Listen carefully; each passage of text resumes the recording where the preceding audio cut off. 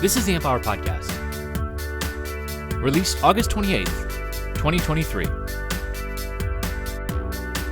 Episode 644. Garbage Ninjas.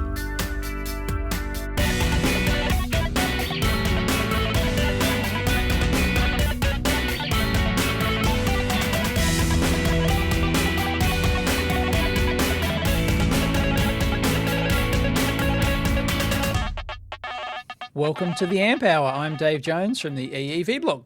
And I'm Chris Campbell of Contextual Electronics. What's up, nerd?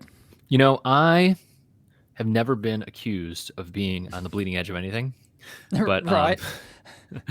we we were on the bleeding edge of podcasting back in the day, you know. I mean, okay, maybe that's the only thing I could be accused of. Right. Not like we took advantage of it. No, it's not like we're we're sell our podcast to Spotify huge... for right. $100 or anything of the sort. We're just, kind of still here. I recently got into two trends that are already very far over. The first being I got a fitness tracker in 2023. I got a fitness tracker, Dave, for the first time.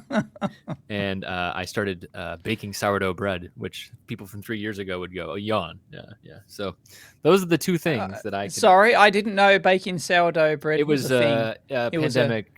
At least a lot of people I knew, it was like pandemic, right, okay. Right. Let it lock in type thing. It was like, yeah.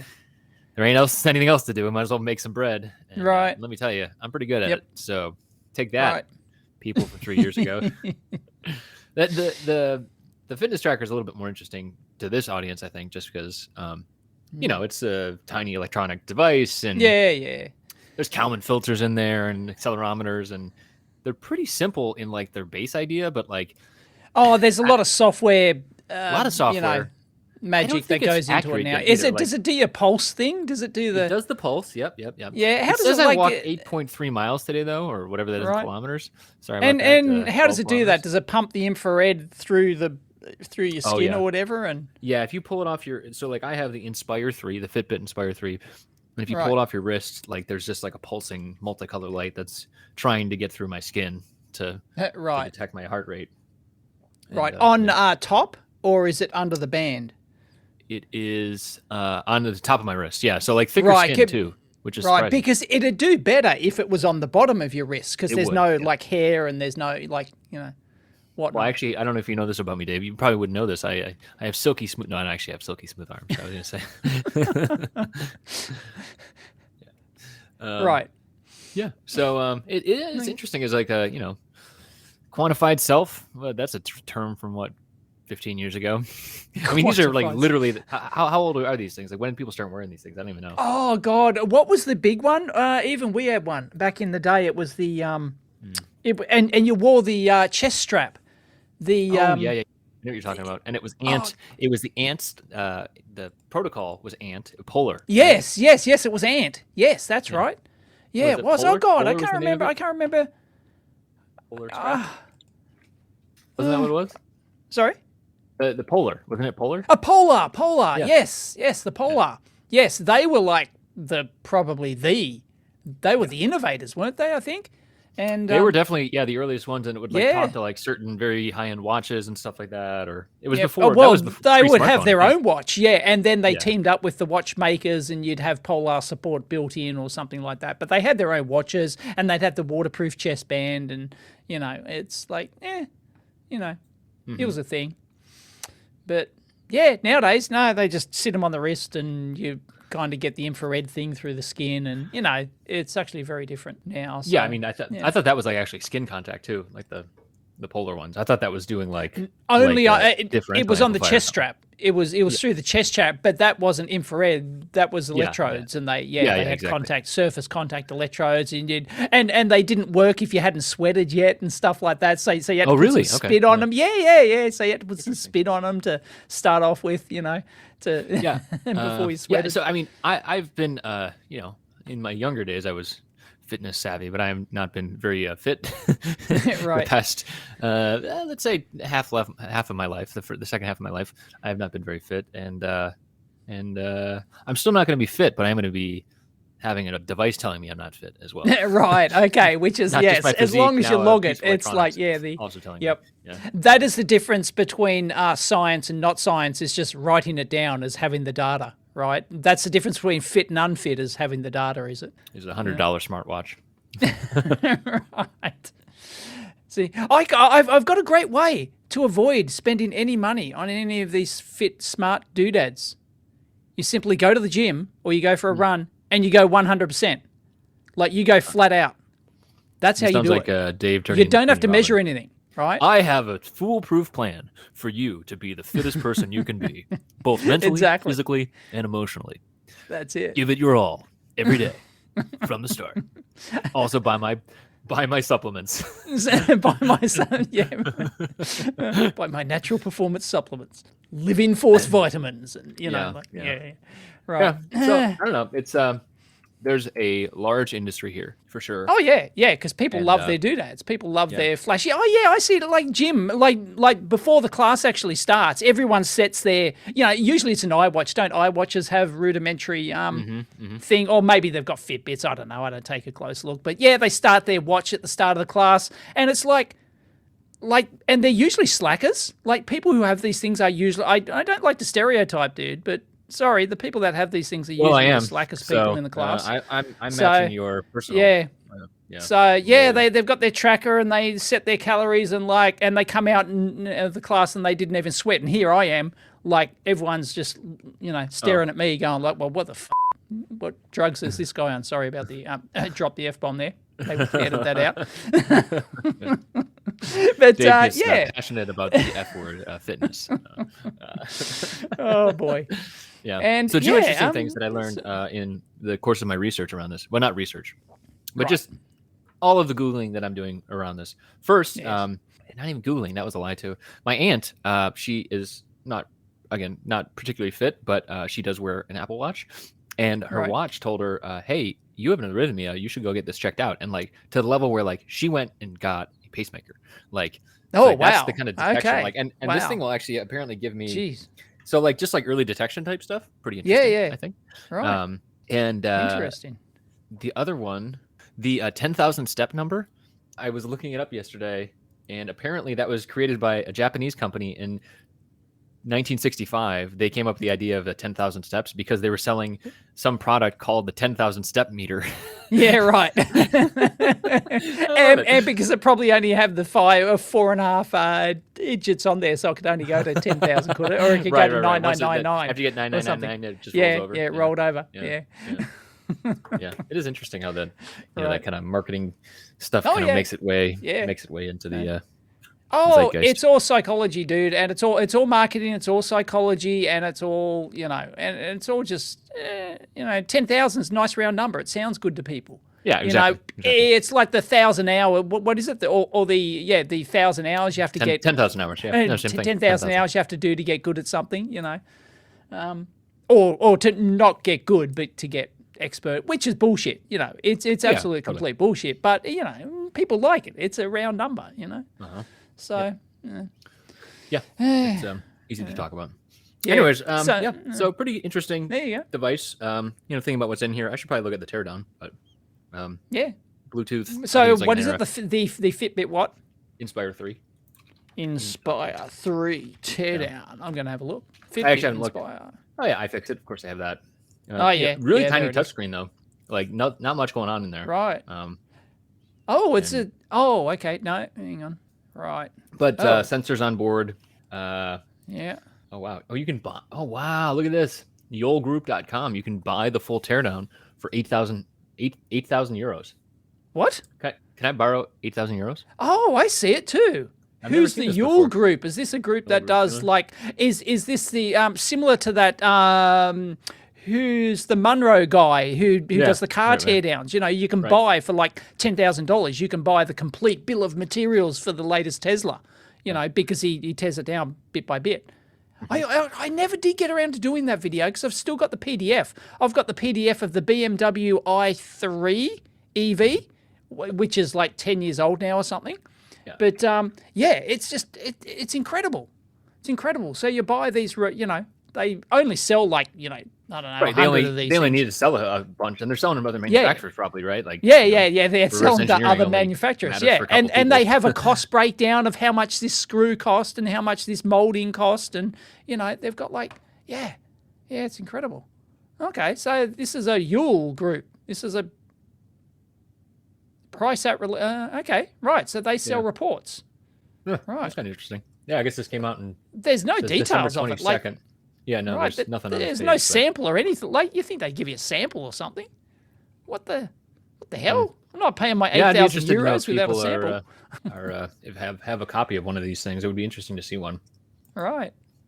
Yeah. Maybe we should talk to the old group and be like, give us your old ones, and we'll just talk about them on the Amp Hour. Right. Yeah. Free publicity. And they're like, no, we get 8,000 euros per teardown, so we don't care about you guys. Well, screw you. All right. Yeah. Well, there you go. All right. So it's one of these newfangled. Yeah. It does make you wonder too. Like, could anyone just go? I mean, like, it's obviously they do branding and that sort of thing, but like, could anyone just go and start tearing these things down and making reports out of them? I guess that's a business. Yeah. Absolutely, it's a business, but you've got to have the rep for it. I guess you've got to, like, it's a chicken and egg kind of thing. I don't think anyone's going to buy your report if you don't have the rep, and if you don't have the rep, Yeah, maybe 800 euros, not 8,000 euros. Anyway, I am staring down at a gorgeous from Tech Insights, a gorgeous high definition PCB shot, and it's got weird marking chips that I don't know. You'd have to try and reverse engineer them, but there's two main chips on there, I guess. 3. Well, there's like 5 or 6, but other ones are smaller. This is the BMW thing you're talking about? No. This is the Inspire 3. Well, how'd you find this? Send me a link. Come on, man. I did Fitbit Inspire 3 teardown and then go to Google Images, and there they are. Oh, images. Yep. Images. That's the trick, lad. That's the jam. Yeah. Yep. I got stuck into the Yole group. Right. Yeah. There you go. Oh, I see. So, Yep. Meh. All right. Well, I guess we'll just sit here reading this. Everybody, take a break. We'll get back to you in a few. Yep. There you go. Someone's done it. Who's the YouTuber who's done a teardown? I'm going to give him a shout out. It's Do It Yourself Easy. DIY Easy has done a teardown. There you go. And a complete teardown video showing you how to open it and this everything is a else. different one. I'm looking at a different. Are we looking at the same thing? This is the Fitbit Charge. Oh, that's why. Oh, Versa. Okay, no. Whatever. Anyway.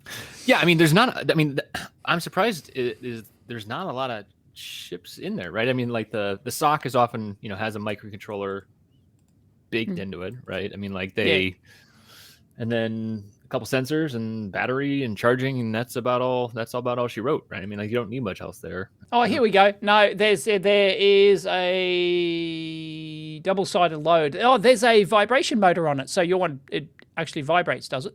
It does, yeah. Okay, yeah. So a little vibrator motor in there. It's an ST Micro. It's a 32L485 JC for those playing along at home. And there's a couple of other ST Micro parts. Oh, ST Micro Blue Energy. So that'd be the Bluetooth thing. There's a Maxim 14676. Don't know what that does. Power management stuff, I guess. There's another ST Micro LIS2HD. What does that do? It's the accelerometer. Oh, okay. Right. Yeah. I actually used the LIS2DH12. That's the one that I have on my latest design. Oh, okay. Right. Same one. It's in the Zephyr device tree. There is a reason to use a part if you don't know. When it's in tree in Zephyr, it's a friend of mine. Okay. Fair enough. Who else is using Zephyr? Who are the big customers? Who have you got? Or are you not the guy that is into that? All the new Nordic stuff is. Right. So I went to the Nordic Tech Days. I was actually surprised by this number. So they come through. They did like a tour back in this is August. It must have been back in like March, April. But they come around and then like they basically do like product updates to a conference room full of different people instead of I'm not part of a company that they would come and cater to and walk in with like a salesperson, right? So this is like a generic. It was at like a local community college and it was a big lecture hall and you sit in there. And and they talked about Zephyr is like their new thing, but they talked about like something like some significant portion of all the people are still using their old SDK still, because if you go by volume, because you think about like, well, all of the things that are at volume were built 3-4 years ago, and they were using designed that with old SDK. Yeah, of course. right? And so they're going to still stick supporting with it, of course. Of course. But all the new stuff. So I think the new stuff is they're heavy into Zephyr, which they made that decision about 3 or 4 years ago, and so I would imagine everything in the future coming out of right. Nordic dev shops will be Zephyr. That's an interesting thing. At what point does a company go, let's not support this anymore? I guess it's how big your customers are and how much they scream, and if they stop screaming anymore, then we gently, right. It's just like it's fewer and fewer FAEs or internal people, and then they just start to say, well, there's no new features, and then eventually you're right. Gets life. And then really, if you pay enough money, it's really like forever, right? I mean, it's just at that point, oh, of course, for support. So yeah. But that's baked into contracts too. I mean, I've actually done contracts with chip companies that say you will support this chip for the next 20 years. It's like, that's like they have to get the CEO to sign off on it, or some it has to be a company director, I think, has to sign off on it.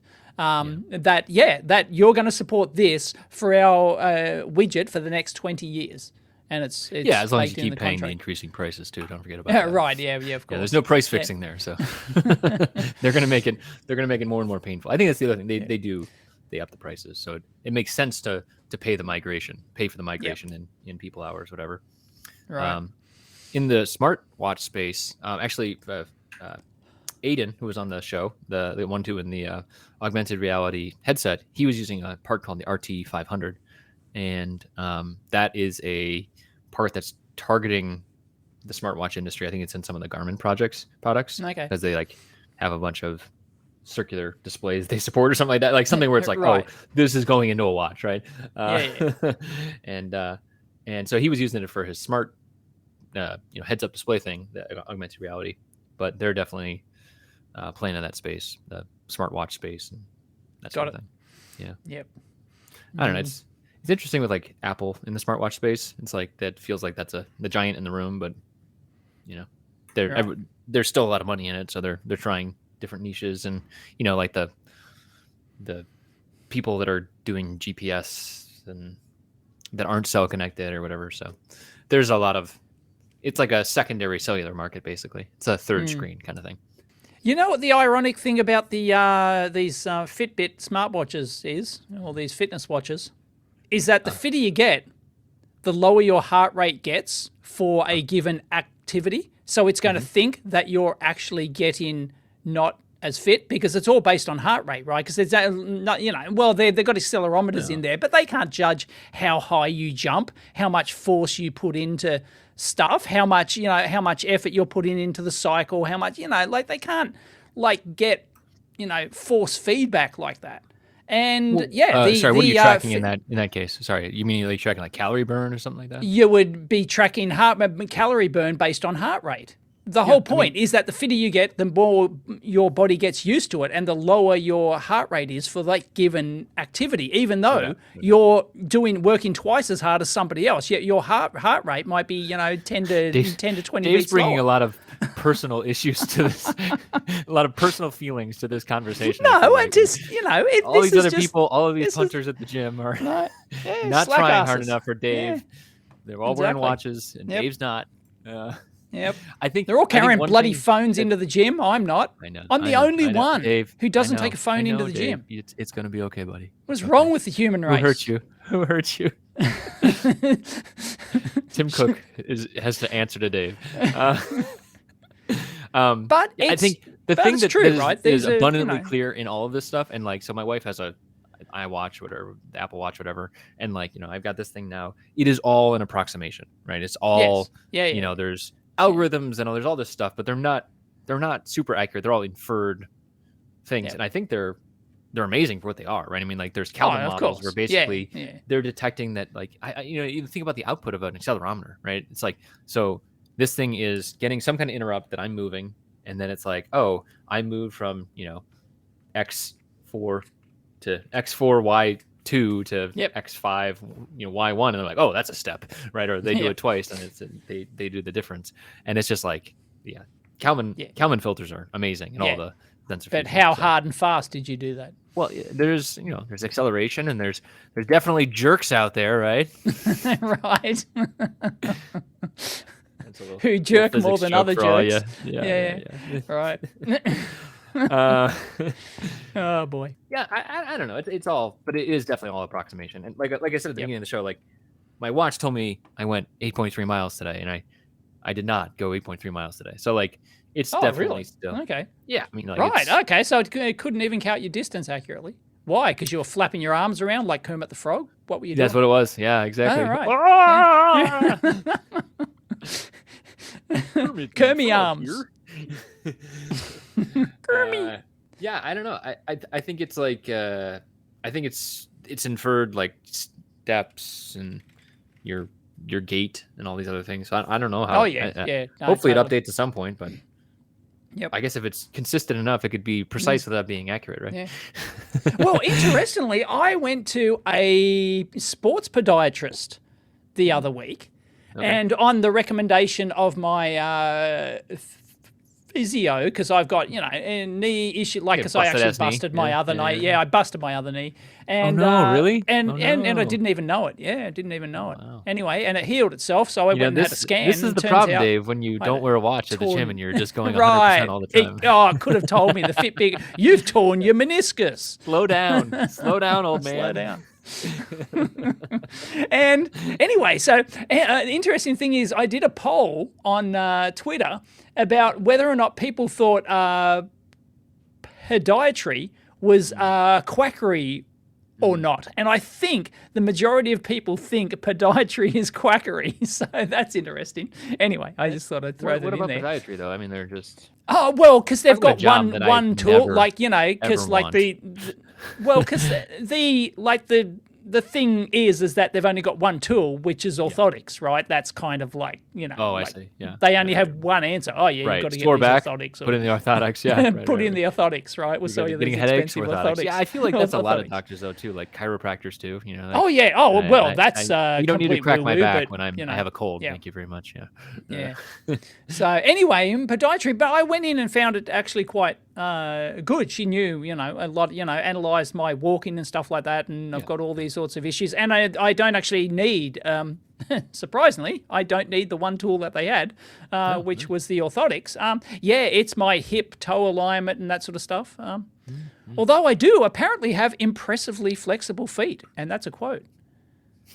So there you go. Apparently I'm one of these flexible feet people, and if I roll she was quite jealous that if I roll my ankle, like I don't actually, like I can just walk it off. I don't actually damage anything. Apparently there's a certain type of person. I'm one of those weird flexible feet people. So basically a superhuman at this point. Yeah, pretty much. Who breaks you should use that as your one thing that you do to solve problems. Oh, you can't figure out the resistance, the 4-wire Kelvin resistance or measurement rather. I've got flexible feet. I could help you with that. Oh goodness. Yeah. Anyway, speaking of teardowns, yes. I just released a video just moments before we started this. 1980s. I went back to old school. Yeah. Old school. Boombox from the 1980s. Ooh. The Boombox from the 1980s. Teardown. Yep. It was very interesting. It's like, I actually split a clip of this over onto my second channel, and it was how the volume and graphic equalizer board, how the slider pots, so they got the 5-band graphic equalizer slider pots and the volume and balance controls and stuff. They're all on this dedicated board, and all the boards are single-sided, by the way. None of this double-sided rubbish, right? They're all single-sided, and it's just got all these cable looms running over to the graphic equalizer board. So all the LM324 op amps are all on a different board. Then all the analog signals just go over via this unshielded cable loom. It's like past good the enough. Speaker. Right. Yeah. It's just good. But they're actually amazingly engineered. These boomboxes. Oh no doubt. Especially for how they actually. What year did this? You said this is 80s. What year? Oh boy. That's something I didn't include in my video. Is what date was it? When you say 80s, so yeah, that is. but also like, the time. Well, it was before 89 because it was used in the movie Say Anything. Oh, and classic. anything. It's the boombox which he holds over his head, right? So it was this at least is not before the one that I was thinking that was going to be, because I was thinking of the kind. So Joe Grand did a video about did you see Joe Grand's video? No. It was, I guess, around, he brought it to Embedded World. So it must have been March timeframe. But basically he built an all PCB boombox. Oh, I said the world's thinnest boombox. Okay. I'm looking at the video now. I think it was because Joe got a sponsorship from the maker of the piezo elements. I think that's why he made that. I was like, why did he do this? Right. Guy, that's a cool project. Okay, I'll pay that. Yeah. No, it was great. I mean, and the fact that it was all PCB too. Super cool. But he was modeling that after like the old school, like the one that the break dancers used to use. You know what I mean? Yeah, of course. Yeah, and he's got the cardboard down on the ground. Is he actually going to break? No, he hired some he hired some break dancers. Okay. Oh, yeah, I'm watching it now. Oh, this is great. Oh, and he sticks the tape on the front. Oh, this is great. Yeah. But it actually works. Oh, that's great. And he's got LEDs that are built into the PCB, are they? I think those are actually reverse firing neoprene. Oh, okay, right. That's what they wanted. Right. So, yeah. Yeah, this is great. Okay. I'm sure it doesn't sound that great, but it does not sound that great. Yeah. Right. But I mean, that's the point. It's not really, like you need driver cones to really move some air. Like yeah. Of course. They're good for certain things, and it's not bass is not one of them. Yeah. So you want to get some bass, you gotta push some air. Yeah. That's a great video. He went to a lot of effort, not only to build that, but to shoot the video as well. Went outside and got a rapping crew and, like a dance crew. Yeah, break dance crew. Yeah. Breakdance 2, Electric Boogaloo. Classic. Breaking 2. Breakdance 2. I know. Mate. That's what it's called here. It originated here, Dave. So. All right. Yeah. But that's great. How did he do the color? Obviously, he didn't get a multi. I think he covers it in the video, but they did like 8 passes. I was going to say you can actually pay to have it done, but I can see he's got like 8 different colors or something. Yeah. Right. So yellows, reds, blues. I think the artist he hired, he told, would have this palette of available colors. Right. Too, so Well. Okay, so he hired an artist to do that. Joe is the original Bad Boy. Listen to our episode with Joe Grand back in the day. So that was a long time ago. I'll link that in. Former guest. guest. Talked to Joe in a while, but that is wow. So we got sponsored to do that or something, I guess, because that's a lot of effort to go to just to make a video. It was a big effort. Yeah. Right. Yeah. And hiring dancers. Wow. If you're gonna hire dancers. Yeah, I know. Oh, if you're going to hire dancers, yeah. Dave, you never hired dancers. Why don't you hire dancers? I can hire. I don't know. I can write marching band. I could have a brass band, and just marching through the lab or something. I don't know. Yeah, there you go. Right. Yeah. Oh boy. Anyway, maybe you could hire the. Here's one. You could do. Like the rugby crews that do the haka at the beginning, like the All Blacks. Oh, right, yes. But if they're doing I could do the haka, for a DMM Pro promotion, they could be the all red and blacks. Right. How about that? Yep. That's pretty good. Yep. That's pretty good. See, so like I would do stuff like that if a company like paid me to do like to spend like a month on a video. I would never do sponsored. No, same here. But I'm saying if like that's the only way I would do it is if I was getting paid to like not do anything else and just work on a project for a month and then it'd need a lot of money. Okay, you heard it here first. You contact Dave at eevblog.com. Right. Give him many chunks of dollars, and he says he'll do a sponsored video. I don't think it's true. I don't think so. No, you don't think so? I'd probably do a sponsored video for $100,000. Oh, okay. Well, there's the bar. The bar has been laid. Yeah. Well, I've constantly turned down $5,000. So it's like to do one sponsored video. It's like $5,000 if you mention our product, and that's not even a sponsored video. It's like we'll just like an ad actually baked in, So it's not even a sponsored video really. So I turned them all down. Build hardware for you folks if you want to give them buckets of money. That's right. Buckets of money. I will happily accept your buckets of money. I have a wife and kids. I have a wife and 5 kids to feed. Yeah. I know that reference. Yeah. And a pool to make. I mean, I've been watching your pool going in. So Mr. Fancy Pants Pool over here. Yep. Anyway. How's it going? Is it done yet? No, it's not done yet. I'll have a pool party and you're invited over. Oh, right. I can come over for that. Yeah. Yeah. You just simply hop on a plane. It's not a problem, right? It only cost you a couple of $1,000s. How much does it cost to fly to Australia now? From where I am, probably $2,500 on a good day. Yeah. Yankee bucks. That's Yankee bucks. Yeah, wow, that's like $4,000 Australian. Oh, is it really? Is it exchange rate's that bad? Holy yeah. It's pretty crap at the moment. Oh, that's pretty bad, dude. Yeah. No. The real problem is that it's. I don't know if you know this. It's pretty far away. It is pretty far away.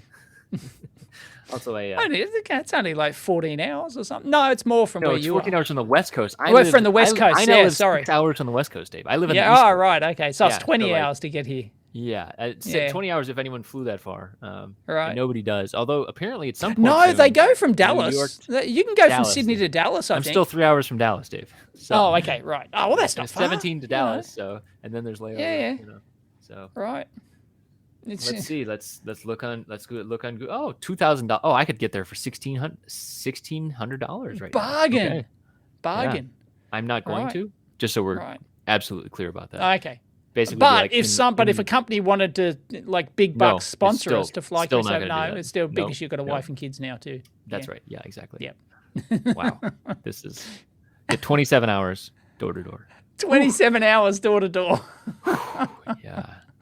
I still get invites all the time, to like conferences and stuff. Oh, we'll, like just come to the conference. We'll pay for your airfare and stuff. Like, do you realize how long it takes for me to get anywhere? Yeah. You should give him an hourly rate so that you can get on the plane. Oh, boy. Yep. Yikes.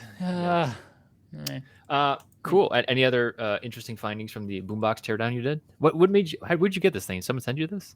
No. I found it on eBay. It was on my watch list for years. Really? It was on my watch list. Wow. Yeah, I died on the watch list, because I wanted the Boombox, right? So I just put it on my watch list, and it eventually popped up. And I got it cheap. Like I could sell it for 3 times what I paid for it, I think. What'd you pay for? Oh, I can't remember. I've had it for a long time. It was like, I don't know, it was like $150 or something. It wasn't much. Not bad, but I reckon I could probably sell it for $500. Dollar reduce or Aussie bucks. Well, I could probably, I don't know. It's in really good nick. And it's highly sought after. It's one of the models people want. Yeah, I mean, if you want to have like collector item type things like this, yeah. Sure. Yeah. Huh. But they're I don't know. Another thing to put in the background, huh? Well, I don't really have space. I'm thinking about remodeling the lab because I'm not happy. Like, I don't really have, I shoot a, what? Nah, you don't need to do that. Why? Like, I don't really have decent backdrops and shit.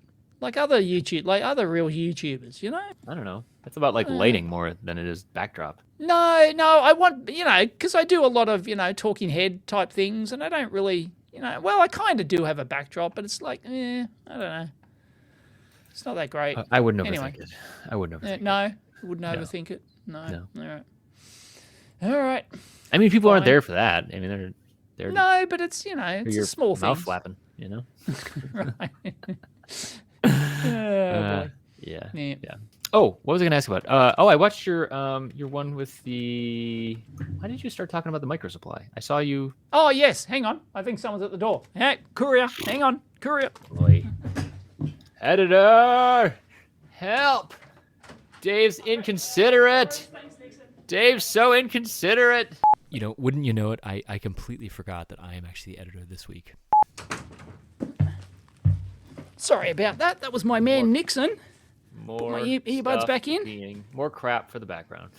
That was my man Nixon. I've got it. It's a Keysight box. All right.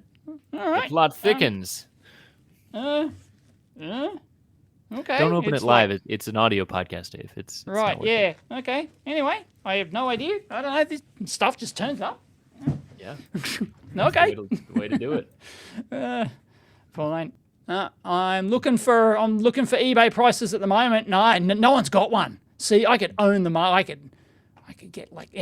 Someone's got a GF 800. Oh, geez, $580 for a GF 800. But that one's got like an 8-band graphic equalizer or 10-band graphic equalizer. Oh. This is a high exchange rate right now. Holy crap. Maybe I should go there and just like Buy stuff? Well, I don't know. What was it like when I don't even remember what it was like when I was there. Let's see, it's 5 years. It's more than 5 years since I was there. Oh no, someone's got one. GF 7600, 450. They say it's from 1983. So yeah. Anyway, someone's got one here. Oh, yeah. There you go. Oh, that's in really good nick too. Jeez, I could own two of them. Okay, no more eBaying live on air. Okay. Oh, it's missing a knob. Oh, 3D it's printing missing a will take knob. care of that. Yeah. Oh, no. Tragic. How much time do you spend on eBay per week? I used to spend a lot. I don't anymore. I've got a couple of you were things like actually on sourcing a watch and list. buying and Oh repairing yeah, I stuff. didn't. It used to be one of my main hobbies was buying. I've got over 1,000 feedback on eBay. I used to buy and sell test gear on eBay. And, Right. I remember you talking. Yeah, I think we talked about it on the show before. You said you also like would convert stuff.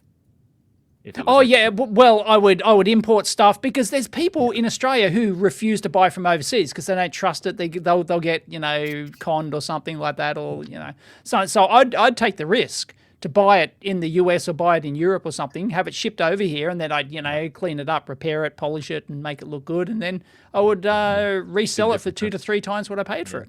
Yeah. So yeah. Interesting. So that was fun. It was a fun hobby. Yeah, I made some coin out of it, but it was more of just a fun hobby thing, just buying and selling test gear and stuff. So I'm selling some furniture right now on Facebook Marketplace, and it is my least favorite thing I've done in a long time. Really? Why? Why? Because you have to talk to people, and they're terrible, no, and humans.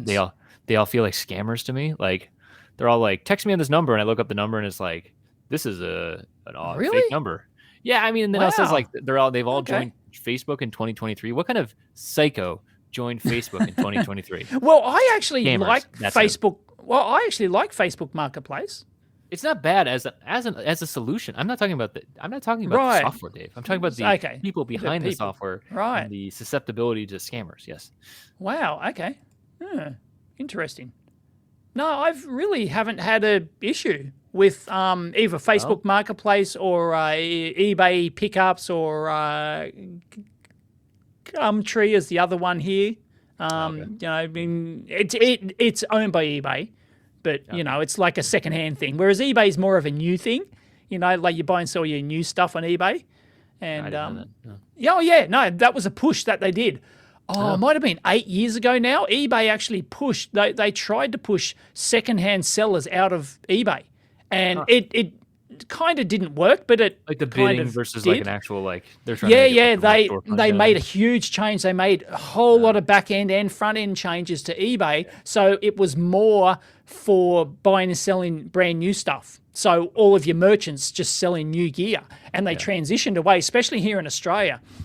That's why they bought, I think, the Gumtree one. Gumtree started independently as like an independent, Craigslist kind of thing.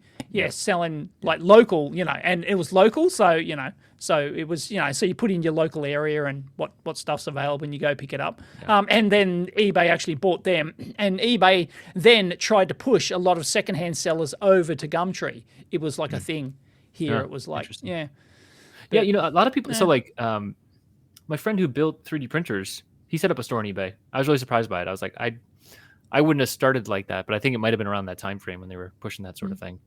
And no, it's a big thing, but they take just 13-15%, something like that. Sure, yeah. I mean, market system. I mean, like, what's it called? Shopify takes not a small amount either. So I'm moving over to Shopify now. My store over. But they all take some percentage. It's just between what it doesn't really matter. I'm just surprised that it's actually so many rather people small. They've just got so many freaking add-ons you got to pay for. Yeah. Oh, exactly. you would like invoices, would you? Oh, well, that's not built in. Hey, buy this module to make invoices. Like, screw you. Like, bloody Shopify. Anyway. I am surprised, though, that people, like, I know there's a lot of Chinese, like, electronics vendors that are, like, on eBay as well.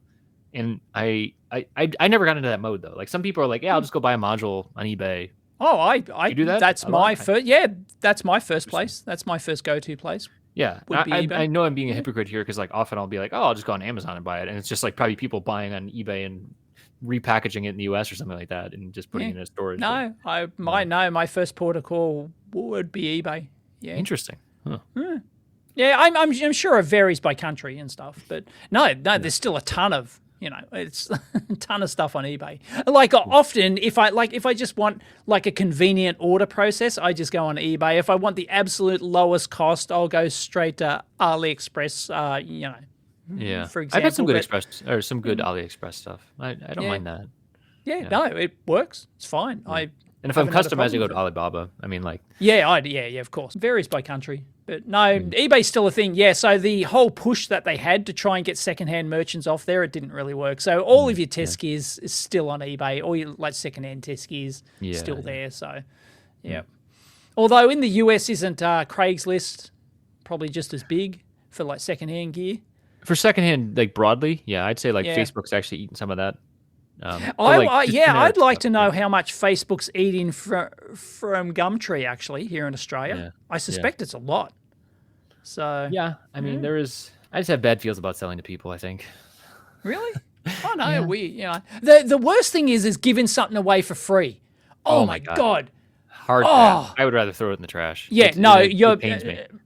There's a pro tip: put $1 on it or put $5 on it. Don't give something away for free. Put $5 on it, and then it stops all of the tire kickers from going. Oh yeah, I'm coming. If it's free, hold it for me. I'm coming from all the. I'll come next week. Hold it for me. Piss off. I think the other thing, the only other way you can do that is saying, I've put this stuff by the street near this address. Yeah. I've actually done that, and I will take this thing down when it's gone. Yes. I've actually done that on Gumtree. I went, it's sitting out the corner of this road and this road. Yeah, I think for large items, it's like it's sitting out there. Just go and pick it up. And sure enough, like an hour later, it's gone. Oh yeah. Garbage ninjas. That's what we call them here. Garbage ninjas. Garbage ninjas. No, I haven't heard that one. Yeah, there you go. Yeah, because like where I grew up, it would be like middle of the night, under the cover of darkness. Like you put something up on the street and it's just gone. Yeah. Come in like ninjas. No, I hate my council for changing this. I'm sure we've talked about this before, right? The Verge collection, right? You would put, like, we used to have, our council used to have, right, twice a year or 3 times a year or something. I don't know. They used to have a council cleanup, as we called it here. So everyone would put the stuff that they didn't want anymore. You'd put it out the front of your house on your Verge strip, and then the council would come. This is what I call that. You're talking about like outside your.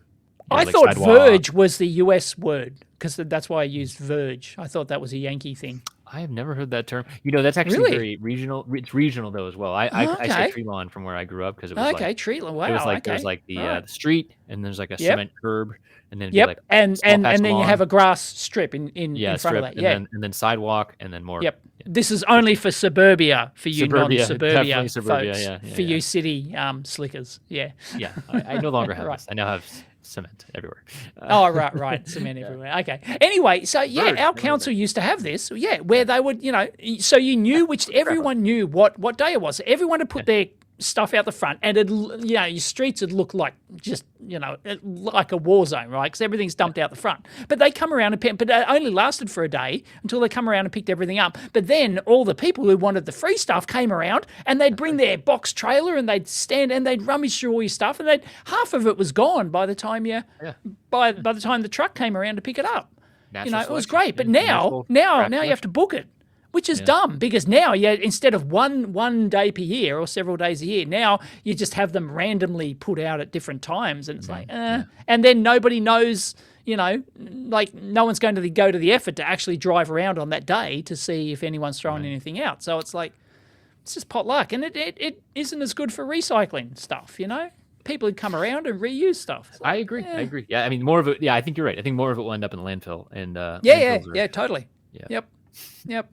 And it actually ends up worse for the neighborhood because you just have 1 or 2 people on the street. There's always stuff being thrown out, so it looks crappy. Whereas before it was localized to like just a single day, and everyone says we do, and then it's done, and then everything's. What do you do what do you guys do for recycling electronics in Australia? Not a lot, I don't think.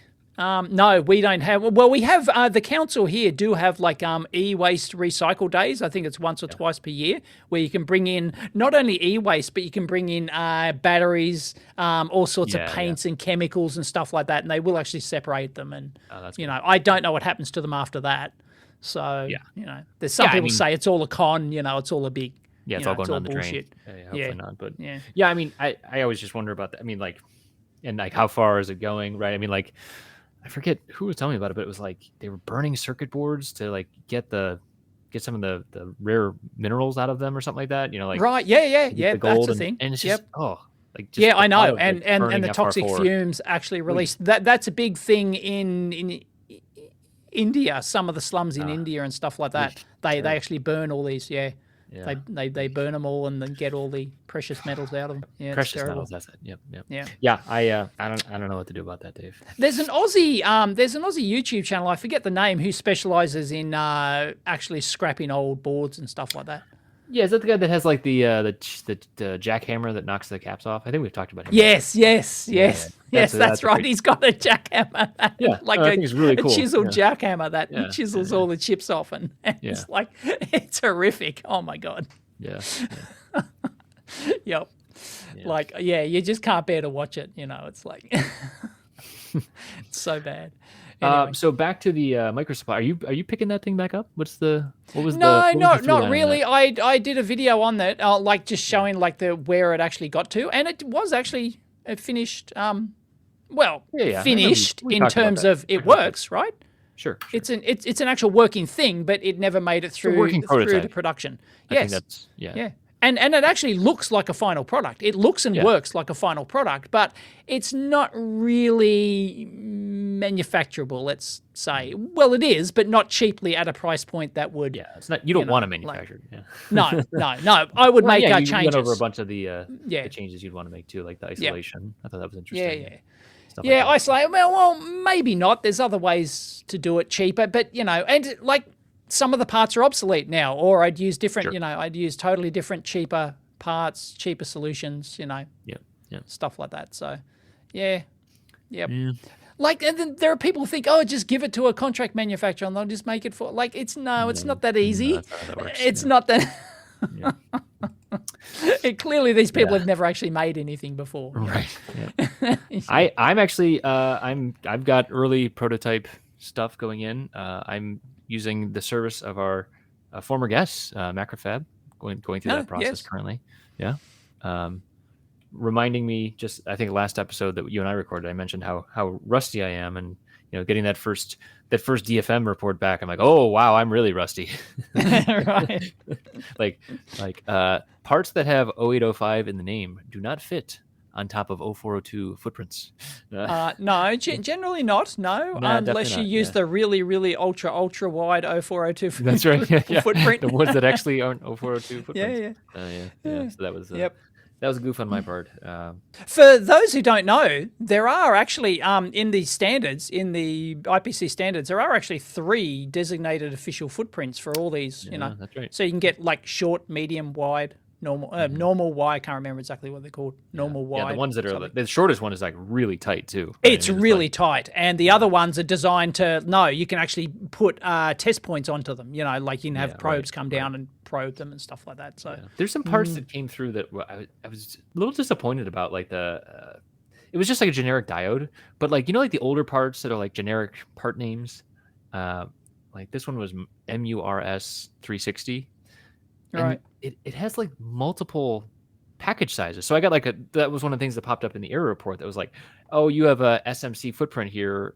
No, other way around. It was like, you have an SMB footprint, but it was an SMC part, right? And it's like, there actually are both SMC and SMB footprints that have that part name. It's just like, how did this happen? Like I know how it happened, but like, it's just, it's just such a messy thing when you're going through, when your only real like index key is the manufacturer part number, and it's that generic, it really can start. You basically have to give like a DigiKey part number at that point, or something, some other identifier, or you have to go to a more unique part that has the same characteristics, which I don't want to do because I want to have easily swapped and stuff like that. So I don't know.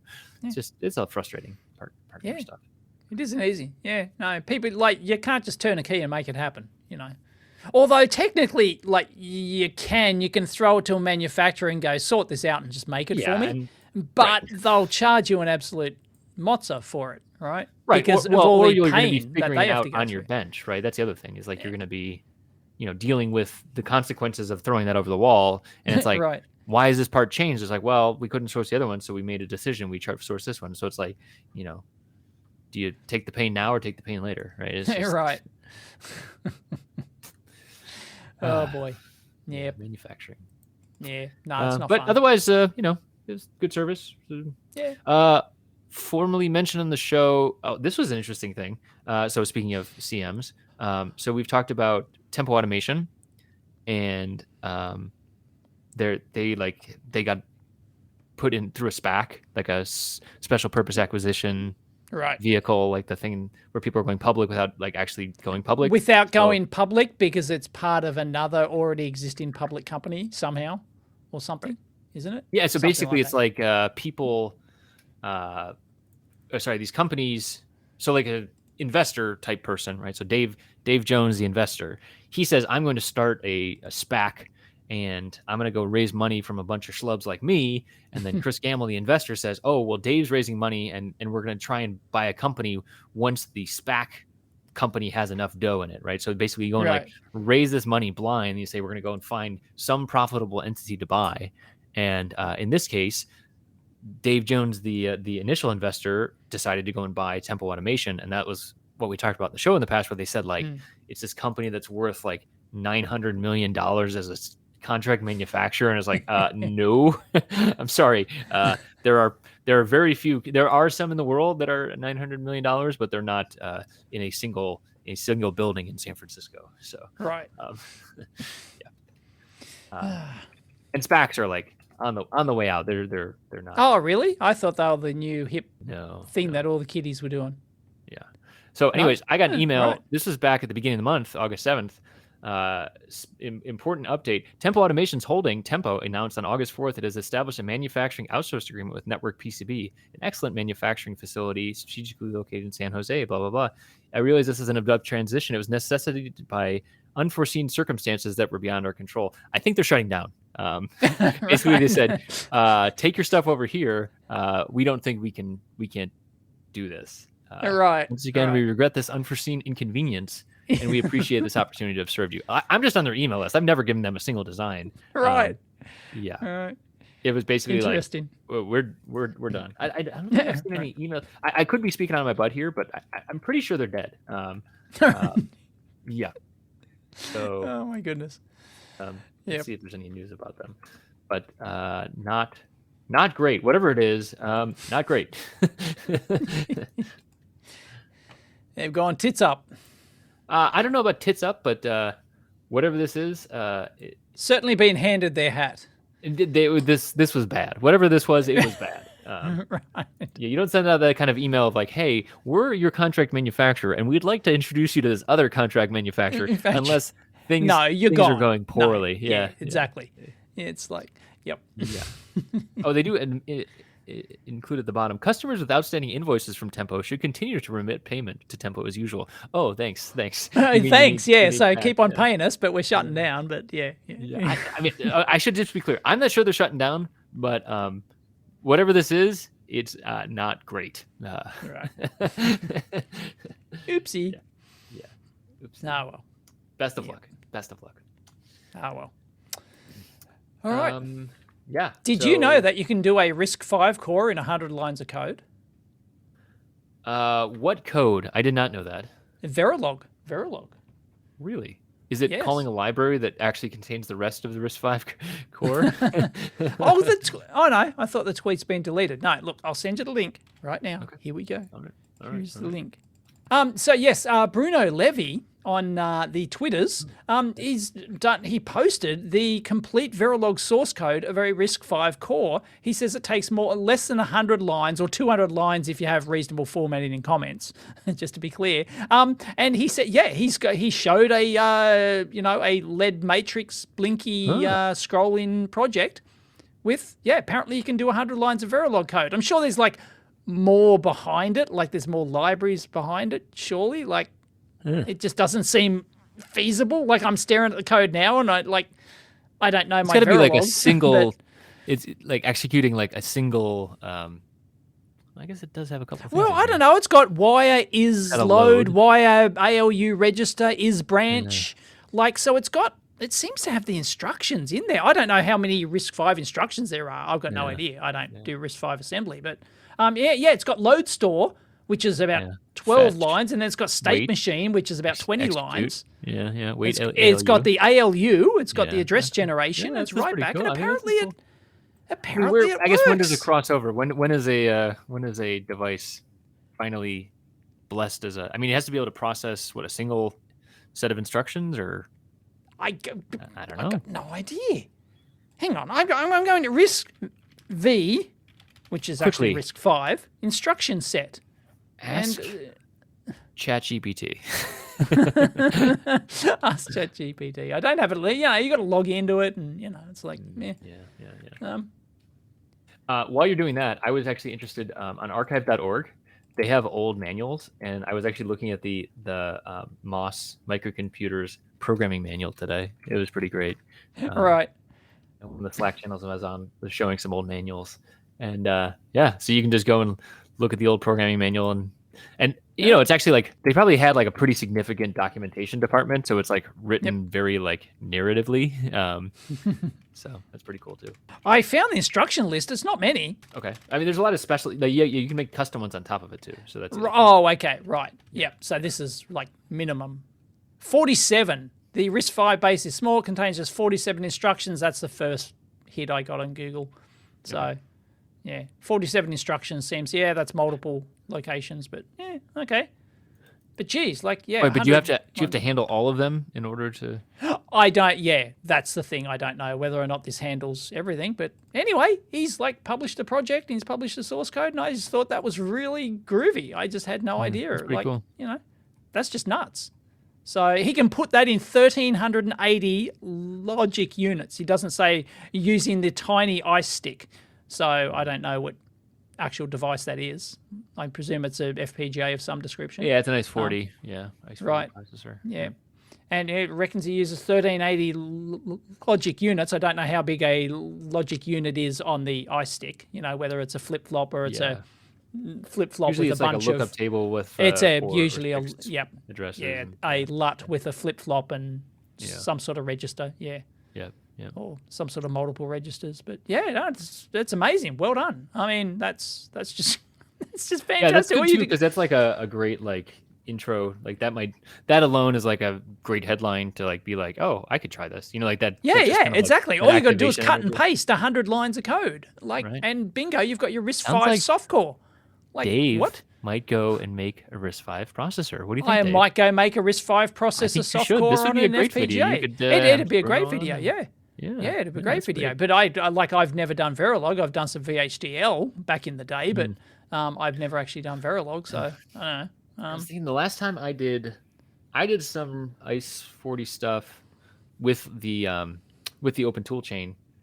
That was at Teardown 2019, 2018. I don't know. It's been a while for that, but it was really easy actually. Like in terms of the like what you need, compared to the Xilinx or the now Intel, formerly Altera tool chains that that are like 60 gigs. It was like very reasonable installs and very command liney. So I like that. But it's like on top of that, like how do you compile the code? How do you download it to the softcore? How do you attach the memory? Like I've got no clue. Got no clue how to do any of that. That's why you just interview someone like Bruno. Right. Okay. I'm gonna show you. Yeah. Yep. Anyway, I just think that's great. Hats off. Yeah. Very nice to show you how simple it could be, just to put a softcore. I mean, in a bunch of to a tiny FPGA. Beautiful. But then again, like you're probably better off just buying, rather than mucking around with that. You're probably just better off buying a RISC-V chip and maybe. Oh, 100%. Yeah. I mean, if you want to get yourself a CH32 V003, Exactly. Cheap. Like, they're cheap. Actually, I was thinking. Someone pointed out to me that I still owe you about 1,000 chips. Yes, you owe me $100 worth of chips. Yep. $100 worth of chips. So I have to just decide what project I'm going to use them on, and then I will, mean, because there was no end date. I think you just have to choose a package size, really. I mean, I can just. Yep, because you were completely wrong. You're gonna pay for? Are you gonna pay for shipping or no? That's included. No, I mean, you're still gonna get a lot of chips out of there. So right. So do you want to admit I was right about Twitter or X? No, now? I do not want to admit you're right about Twitter. I'm actually getting paid to post now, and I don't like it, and I think it's not long for this world, but it's enjoy it while it lasts. I miss all the people there. I will say that. Right. Well, I thought you moved to Mastodon. I did. Are you still using Mastodon? Yeah, I still use it. Yeah, right. It's still a thing, is it? Still a thing. Like I said, I wish everyone would have moved at once. If everyone would have moved somewhere else at once, I would go there. But in absence of that, I will be where I'm at. So I've heard it's not going that well over at Mastodon. Well, yeah, that's fine. It's not a big deal. That's just I don't. Well, they certainly didn't move to Threads. They did not move to Threads. Yes, I was hopeful. I think the thing is, Dave, much like we started the show, I am not a bleeding edge kind of person. So wherever people move, just send me a note, send me a carrier pigeon or a registered mail, and I will pop over there and dude, they're still on Twitter. And then just follow the people you want to follow. I'm not just going back follow to the people you want to. Why? Just follow the people you want to not, follow. Not for me. It's why? Not for me.